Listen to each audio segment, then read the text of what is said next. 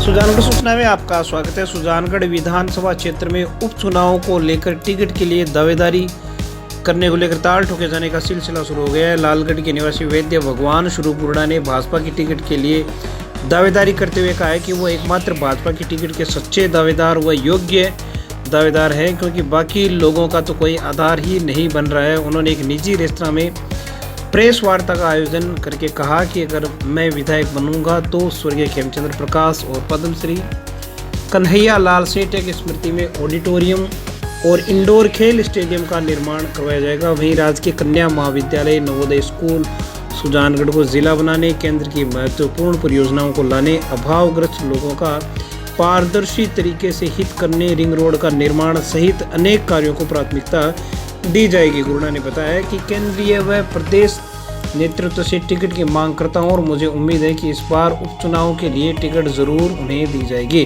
क्योंकि कुछ नेताओं का तो जनाधार नहीं है, वहीं कुछ दावेदार बाहरी है तो कुछ दावेदार दूसरी पार्टियों से आए हैं। ऐसे में पार्टी मुझे ही टिकट देगी। आप भी देखिए किस प्रकार से दूसरे नेताओं का कम जनाधार और अपने आप को उपयुक्त उम्मीदवार बीजेपी के लिए भगवान स्वरूपुरड़ा ने खुद को बताया। और बने रहिए ताज़ा खबरों से अपडेट रहने के लिए। टिकट की दावेदारी तो सच्चाई में तो मेरे को तो ऐसा लगता है कि यहाँ टिकट का भारतीय जनता पार्टी का दावेदार मैं एक ही हूँ। वो ऐसे हूँ कि मैं शुरू से टिकट के लिए प्रयास करता रहा हूँ चुनाव के लिए, लेकिन बार बार कुछ बाधाएं, राजनीतिक बाधाएं आ जाती है, तो इस वजह से नहीं हो पाया।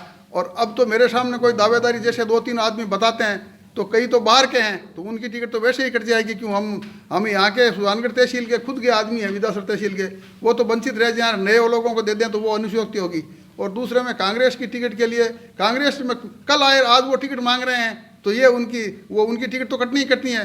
जबकि हमारा राजनीतिक इतिहास जो है वो सबसे पुराना है, और मैं सबसे पुराना भारतीय जनता पार्टी का यहाँ सुजानगढ़ तहसील का दावेदारों में सबसे प्रथम आदमी हूँ, और सबसे बुजुर्ग भी हूँ, सबसे मेरी उम्र भी ज़्यादा है, मेरे से सब छोटे ही छोटे हैं।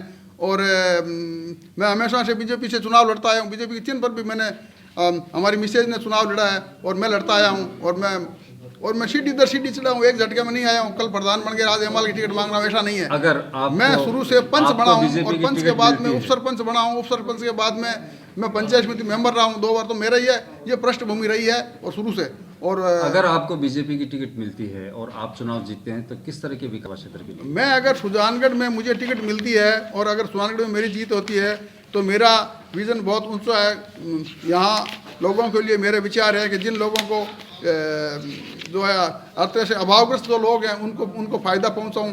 जो लोग छोटी छोटी बातों के लिए मशरूम हो रहे हैं, उनको योजनाओं का पता नहीं है, लोग बाग कोई बताते नहीं है, किसी को कोई मतलब नहीं है। और राजनीतिक यहाँ की थोड़ी सी ओछी चल पड़ी थी कि विरोधाभास रहता था हमेशा कि ये क्या है कि कुछ लोगों को तो ऐसा हो गया था कि अपने को तो चुनाव लड़ने की चुनाव तो अपने आप ही जीत जाएंगे, क्योंकि इनके विरोध के वोट अपने को मिल जाएंगे, ऐसा सोच था लोगों का।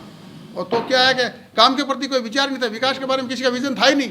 लोग विकास के बारे में सोचते ही नहीं थे, रूटीन में जो काम आता था वो करते थे। जबकि मेरा सपना है कि बहुत अच्छे विकास के मार्ग चुनें और करें। और विकास की बहुत कानून व्यवस्था नाम की कोई चीज़ ही नहीं है, सब कुछ गड़बड़ हो गया। यहाँ महिलाओं की इज्जत सुरक्षित नहीं है, तो ये बातें देखने में सड़कें सारी टूटी पड़ी है, कहीं भी देखो तो अराजकता, इसके सिवा कुछ नहीं है। तो ये सब क्या है कि ढुलमुल नीति के कारण हो रहा है। तो मेरा विचार है कि अगर मुझे आपने टिकट दिलवाया और मेरे साथ जुड़कर रहे आप, और तो क्या है कि और मेरी जीत हुई और मुझे आपने विधायक बना के लिया, तो पहली बात तो यह है कि विधायक बनते ही मैं मंत्री बनूंगा। मैं ऊपर से मंत्रियों से मिला करके सेटिंग करके फिर यहाँ शेड्यूल कास्ट में कोई है ही नहीं, तो मेरा नंबर पक्का है। सरकार कांग्रेस की है तो क्या हुआ, कांग्रेस सरकार तो गिरने वाली है, और गिरने वाली नहीं है तो अपनी नीतियों से गिर जाएगी। अपने को उससे क्या मतलब है? अपन तो अपना विजन अपना पेश कर रहे हैं कि अगर आपने मुझे पैरवी करके मुझे अगर टिकट दिलवाई, मुझे अगर चुनाव जितवाया, तो मैं विकास के कई आयाम खड़े करूंगा, ऐसी मेरी विचार है। आपको टिकट नहीं देती है पार्टी तो आपकी क्या भूमिका रहेगी?